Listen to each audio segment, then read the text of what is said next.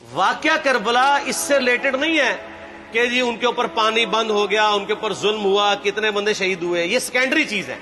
اصل چیز ہے کربلا ہوئی کیوں نبی علیہ السلام کی محنت کو 50 سال کے اندر اس لیول تک پہنچا دیا گیا کہ ہزاروں صحابہ زندہ ہیں اور نبی صلی اللہ علیہ وآلہ وسلم کی پوری اولاد ذبح کر دی جاتی ہے. ہم تو یہ کہہ نہیں رہے کہ کیسے ذبح کیا انہوں نے، آری چلائی تھی یا تلوار چلائی تھی، یہ تو واقعہ کربلا تو سب کو پتا ہے، ان کی شہادت بھی سب کو پتا ہے. جامعہ ترمذی میں حدیث ہے حسن و حسین جنتی نوجوانوں کے سردار ہیں اور ان کی والدہ جو ہے وہ جنتی عورتوں کی سردار ہیں. اور المستدرک الحاکم میں حدیث ہے حسن و حسین جنتی نوجوانوں کے سردار ہیں اور ان کے والد ان سے بھی بہتر ہیں. تو یہ تو ڈیفینٹ حدیثیں ہیں، یہ تاریخ تو نہیں ہے، نبی علیہ السلام کے فرامین ہیں.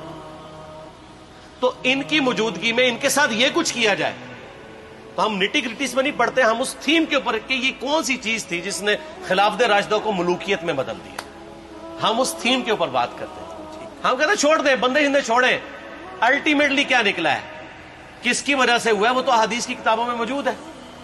ہم کب کہہ رہے ہیں خفیہ کیمرے لگا گئے جی کس نے گولی پہلا تیر کس نے چلایا، یہ وہ ہم تو بتا رہے کس کے دور حکومت میں ہوا اور ان کا اپنا کردار کیا تھا، اس کو کس طریقے سے لا کے تخت پہ بٹھایا گیا. وہ ساری کی ساری چیزیں تو سامنے ہیں، وہ تاریخ کی کتابیں نہیں ہیں، حدیث کی کتابیں ہیں. اگر آپ کہتے ہیں کہ بخاری مسلم سے ہم نے صرف رفع الیدین کی حدیثیں لینی ہیں یا ایمانیات کی حدیثیں لینی ہیں اور باقی جو بخاری اور مسلم میں آل امیہ کی بدماشیوں کو ننگا کیا گیا ہے وہ ہم نے نہیں لینی ہے، تو سر پھر آپ اپنے آپ کو کلیئر کٹ، پھر ہم آپ سے واقعہ کربلا نہیں ڈسکس کریں گے، حجیت حدیث میں بات کریں گے. آپ کو اپنے آپ کو منکرین حدیث کہنا پڑے گا. یہ آپ اسکروٹنگ کیسے کریں گے؟ اس سے بڑی بات مجھے یہ بتائیں کہ عظمت صحابہ بڑی چیز ہے یا عظمت محمد رسول اللہ صلی اللہ علیہ وآلہ وسلم؟ تو بریلوی یہی تو رونا رو رہے ہیں، وہ کہہ رہے ہیں کہ قرآن میں تھوڑی آیات ہیں. آپ پھر مڑ مڑ کے پڑھتے ہیں قل انما انا بشر مثلکم، اس میں تو نبی علیہ السلام کی تنقیص ہو رہی ہے. تو ہم ان کو کیا کہتے ہیں کہ تنقیص مقصد نہیں، نعوذ باللہ نہ ہو رہی ہے. آپ افضل البشر ہیں لیکن آپ کی سپیشیز بشر ہے، یہ ہم اپنا عقیدہ سمجھتے ہیں، وہ اس کو تنقیص شمار کرتے ہیں. تو پھر اس وقت آپ بھی بریلویوں کی بات مان کے تو یہ آیات پڑھنا چھوڑ دیا کریں. آپ کہتے ہیں نہیں آیات ہے کیوں نہ بیان کریں، تو ہم بھی کہتے ہیں احادیث ہے کیوں نہ بیان کریں. کہ صحیح بخاری میں حدیث ہے 2812 عمار کو ایک باغی جماعت قتل کرے گی، وہ جماعت دوزخ کی طرف بلا رہی ہوگی اور عمار ان کو اللہ اور جنت کی طرف بلا رہا ہوگا. اب اس کے نرغے میں جو آتا ہے وہ آئے، میں اپنے نبی سے ٹکر لے لوں آپ لوگوں کے منہ کا خیال رکھتے ہوئے کہ میں نبی علیہ السلام کو کہوں کہ آپ نے کیوں ایسی بات کر دی کہ مولا علی کے مخالفین کو آپ نے دوزخ کی طرف بلانے والی جماعت کہہ دیا. تو لیں آپ ٹکر، جائیں سیدھا دوزخ میں. اور تھوڑی جرت کریں، آپ یہ کہا کریں کہ اے اللہ، اپنے لیے کہا کریں کہ اللہ تعالیٰ آپ کا حشر یزید اور یزید کے آباء و اجداد کے ساتھ کرے اور اس کی اولاد کے ساتھ. ہم کہتے ہیں کہ اللہ تعالیٰ ہمارا حشر جو ہے وہ مولا حسن حسین، مولا علی علیہ السلام اجمعین اور اہل بیت کے ساتھ کرے، آمین. اور آپ میں تو اتنی جرت نہیں آپ یہ بات بھی کر سکیں کیونکہ ان کو پتہ ہے. تو نبی علیہ السلام کی احادیث کو بیان کرنے کو یہ سمجھتے ہیں کہ جی اس سے مصیبت کھڑی ہو جائے گی تو اپنے آپ کو منکرین حدیث ڈکلیئر کریں. پھر حجیت حدیث کا مقدمہ ڈسکس ہوگا، پھر کربلا نہیں ڈسکس ہوگی. اور یہ ٹی وی پہ بھی آ کے مولوی بیٹھے ہوتے ہیں، سنیوں کے بھی شیعوں کے بھی، مڑ مڑ کے جی وہ یزید نے یہ کر دیا. وہ یزید نے کیا کیا ہے یار؟ وہ تو سسٹم کا نمائندہ بن کے آیا جو پیچھے سے خراب تھا. یزید کو لے کے بیٹھے ہیں، یزید یزید یزید یزید. بھائی پیچھے سے معاملہ خراب ہوا. اگر نہیں یقین آتا تو یہ بخاری مسلم کی میں نے آلموسٹ 200 سے زیادہ حدیث مین اسٹریم کی کتابوں سے اکثر بخاری مسلم جمع کیے، پڑھے.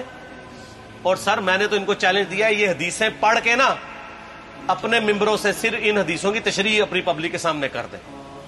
نہیں کر سکتے تو وہ لعنت کے مستحق تو ہو رہے ہیں حق چھپا کے، اور قیامت دن کے منہ پہ لگام ڈالیے. اور پھر مڑ مڑ کے کہتے ہیں نہیں جی وہ کچھ چیزیں خاص ہوتی ہیں وہ عوام الناس کے سامنے نہیں کرنی چاہیے.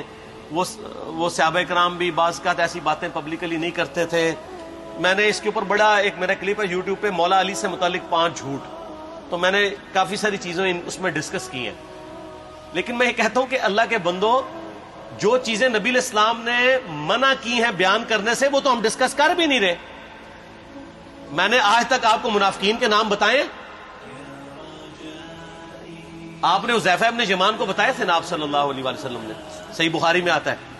تو میں نے آپ کو بتایا, آپ رازدار رسول تھے, وہ ختم ہوگی بات. میں نے کبھی ڈسکس کی ہے؟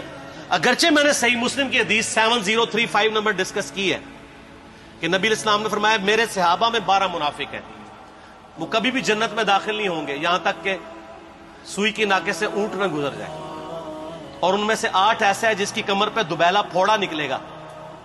میں نے آج تک آپ کو بتایا کہ کس کس کی کمر پہ دوبیلا پھوڑا نکلا اور اس کی موت اسی پھوڑے میں ہوئی ہے؟ بتایا؟ تو میں تو وہ چیزیں ڈسکس بھی نہیں کر رہا, میں وہ چیزیں ڈسکس کر رہا ہوں جو نبی علیہ السلام نے علامات النبوہ میں بتائی ہیں. یہ امام بخاری حدیث نبوت کی دلیل کے چیپٹر میں لے کے آئے ہیں, اور امام بہقی نے 3500 احادیث پر مشتمل ایک کتاب لکھی ہے دلائل النبوہ, کہ ہم نبی صلی اللہ علیہ وسلم کو نبی کیوں مانتے ہیں, اس کے اوپر. اور اس میں یہ ساری حدیثیں عمار بن یاسر کے قتل والی لے کے آئے ہیں بتانے کے لیے کہ دیکھیں ہمارے نبی علیہ السلام کی نبوت کی دلیل ہے کہ آپ نے اپنی وفات کے آلموسٹ 30 سال کے بعد ہونے والے واقعے کو پہلے ہی بتا دیا. یہ حدیثیں چھپانے والی نہیں, بیان کرنے والی ہیں. علامات النبوہ کی حدیثیں آپ کہتے ہیں چھپائیں. اگر کوئی حدیث دنیا میں نہیں چھپائی جا سکتی نا تو علامات النبوہ والی حدیث ہے, کیونکہ وہ تو نبی صلی اللہ علیہ وسلم کی نبوت کو جسٹیفائی کرتی ہے. ورنہ میرا ایک معصومانہ سوال ہے کہ نبی صلی اللہ علیہ وسلم نے یہ باتیں کر کے ان کے زوم میں نعوذ باللہ امت کو مصیبت میں ڈال دیا. آپ نے خود ہی فرمایا کہ یہ ہوگا. کیوں فرمایا آپ نے؟ میں تو بیان کر کے مجرم ہوں, تو جس نے مجھے خبر دی ہے ان کے بارے میں آپ کا کیا خیال ہے؟ یہ مسند احمد کی حدیث یہ میں نے گھر بیٹھ کے بنائی ہے کہ میری بیوی کا کیا حال ہوگا جس پہ خوف کے کتے بھونکیں گے. تو سیدہ عائشہ سے مجھ سے زیادہ نبی علیہ السلام کو محبت تھی, لیکن آپ اللہ کے پیغمبر تھے, آپ نے اپنے گھر کی خبر بھی نہیں چھپائی, بتا دی کہ یہ ہوگا. اور اس سے بڑھ کے آپ صحیح بخاری میں دیکھیں عمار بن یاسر کا خطبہ ہے. میں نے یہ سارا, پریشان نہیں ہونا, یہ ریسرچ پیپر میں سارا کچھ موجود ہے, اور کوئی چیز بھی ایسی نہیں جو اس میں سکپ ہو. صحیح بخاری میں خطبہ ہے کہ عمار بن یاسر کو مولا علی نے بھیجا کوفے میں. کوفے والے نیوٹرل ہو گئے تھے کیونکہ بصرہ سے سیدہ عائشہ آ رہی تھی, اور وہاں پہ انہوں نے کہا نہ ہم سیدہ عائشہ کا ساتھ دیں گے نہ مولا علی کا دیں گے. تو عمار بن یاسر کو تیار کرنے کے لیے, یعنی وہاں کے جو عوام تھی اس قتال کے لیے, مولا علی نے بھیجا. تو سیدنا عمار بن یاسر نے وہاں پہ کوفے کے ممبر پہ خطبہ دیا. بخاری کے الفاظ ہیں, اوپر والی سیڑھی پہ عمار بن یاسر نے حسن ابن علی کو بٹھایا, حالانکہ حسن ابن علی سے 4 گنا بڑی عمر تھی عمار بن یاسر کی, 90 پلس ہو چکے ہوئے تھے, 3-4 گنا ان کی عمر تھی, لیکن اہل بیت کا احترام کیا. خود نچلی سیڑھی پہ بیٹھے. بخاری کے الفاظ ہیں کہ اے لوگو اللہ نے تمہیں آزمایا ہے, ایک طرف دنیا اور آخرت میں تمہارے نبی کی بیوی ہے سیدہ عائشہ, دنیا اور آخرت میں, یعنی عزت اپنی جگہ قائم. یہاں لوگ سمجھتے ہیں کسی کی غلطی آ گئی تو پتہ نہیں کیا ہو گیا. وہ یار اس کا مرتبہ اپنی جگہ ہے, غلطی اپنی جگہ ہے, پیغمبر نہیں ہے وہ. اور دوسری طرف علی ابن ابی طالب ہے. اللہ اب دیکھے گا تم عائشہ کی اطاعت کرتے ہو یا اللہ کی. علی کی نہیں, اللہ کی. کیوں؟ یا ایھا الذین آمنوا اطیعوا اللہ واطیعوا الرسول واولی الامر منکم. ان کا اولو الامر مولا علی ہیں, ان کی اطاعت واجب ہے. یہ اللہ نے آزمایا ہے کہ اللہ کی اطاعت کرتے ہو یا عائشہ کی. اور آپ حیران ہوں گے, یہ حدیث امام بخاری حضرت عائشہ کی فضیلت والے چیپٹر میں لے کے آئے ہیں. اگر امام بخاری مشورہ کر لیتے نا ناسبیوں سے تو انہوں نے کہا تھا سر آخری صحیح رکھو, پچھلے والا رہن دو, بلکہ پچھلے والا رکھو آخری والا رہن دو, کہ عائشہ دنیا اور آخرت میں. وہ حدیث گھٹنے کا میں آپ کو طریقہ بتاتا ہوں, کاٹ چھانٹ کرنے کا. وہ آدھی حدیثیں لکھتے ہیں نا, آدھی حدیثیں ایسے لکھتے ہیں امام بخاری کہ سیدہ عمار بن یاسر نے خطبے کے دوران فرمایا کہ سیدہ عائشہ دنیا اور آخرت میں تمہارے نبی کی بیوی ہے, بس. لیکن امام بخاری نے پوری حدیث لی ہے, آگے وہ بھی ڈالا ہے کہ اللہ آزما رہا ہے کہ عائشہ کی اطاعت کرتے ہو یا اللہ کی؟ جیسے آپ کے علماء کر رہے ہیں. صحیح مسلم کی حدیث 6488 آدھی بیان کرتے ہیں سارے مولوی، بریلوی، دیوبندی، اہل حدیث سب. میرے صحابہ کو برا مت کہو. اگر تم میں سے کسی نے احد پہاڑ کے برابر بھی سونا خیرات کر دیا اور میرے صحابہ نے 1 مد یعنی 600 گرام خیرات کی، ½ کلو، اس کے آدھے کو بھی نہیں پہنچ سکتا بس. حالانکہ یہ مسلم کی حدیث سٹارٹ اس سے ہوتی ہے کہ عبد الرحمن بن عوف کو خالد بن ولید نے گالیاں دی جھگڑے کے دوران. حالانکہ دونوں مسلمان تھے، دونوں صحابی تھے. آپ نے حضرت خالد بن ولید کو بلا کے ڈانٹا، فرمایا تم میرے صحابہ کو برا مت کہو. تو خالد بن ولید نے تو آگے سے نہیں کہا حضور میں بھی صحابی ہوں. ان کو پتا تھا کہ عبد الرحمن بن عوف نے اس وقت اسلام قبول کیا جب اسلام کا مطلب تھا مار، تکلیف اٹھانا، اور خالد بن ولید نے گولڈن پیریڈ میں صلح حدیبیہ کے بعد اسلام قبول کیا. میں اب تم لوگ یہ کر رہے ہو، تم لوگ اگر احد پہاڑ کے برابر بھی سونا خیرات کر دو، یعنی صلح حدیبیہ کے بعد والے لوگ میرے ان کے برابر نہیں ہو سکتے. اور جو فتح مکہ پہ معافی مانگ کے مسلمان ہوئے ہیں طلقاء، مؤلفۃ القلوب، آل امیہ، ان کا تو لیول ہی کچھ نہیں ہے. یہاں تو خالد بن ولید کے بارے میں یہ بات کی جا رہی ہے. اور پھر وہ مؤلفۃ القلوب اپنے زمانے میں ممبروں پہ سب و شتم کروائیں سیدنا علی پر. تو سب سے پہلے تو ان کو کہنا چاہیے جن کے بارے میں حدیث تھی کہ تم صحابہ کو گالی مت دینا. ہم نے تو خیر کبھی دی بھی نہیں ہے.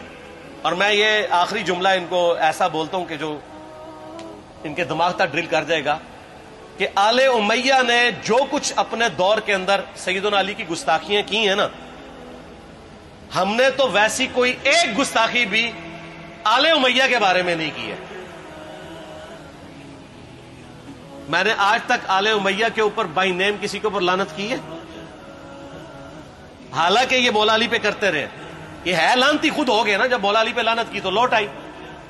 مسند ابی اعلی میں صحیح سند کے ساتھ حدیث موجود ہے، مسند احمد میں بھی موجود ہے کہ سیدنا علی کو جس نے گالی دی اس نے رسول اللہ کو گالی دی صلی اللہ علیہ وسلم. جب ام سلمہ نے کہا تھا، شیخ زبیر صاحب نے اس کو تحکیم میں صحیح لکھا ہوا ہے فوٹ نوٹ کے اوپر، کہ لوگوں تمہارے ممبروں پر رسول اللہ کو گالیاں دی جاتی ہیں. تو انہوں نے کہا معاذ اللہ، ہم کب کہیں گے، ایسا نہیں ہو سکتا. تو ام سلمہ نے کہا تم لوگ علی اور اس سے محبت کرنے والوں پہ گالی گلوچ نہیں کرتے ہو کیا؟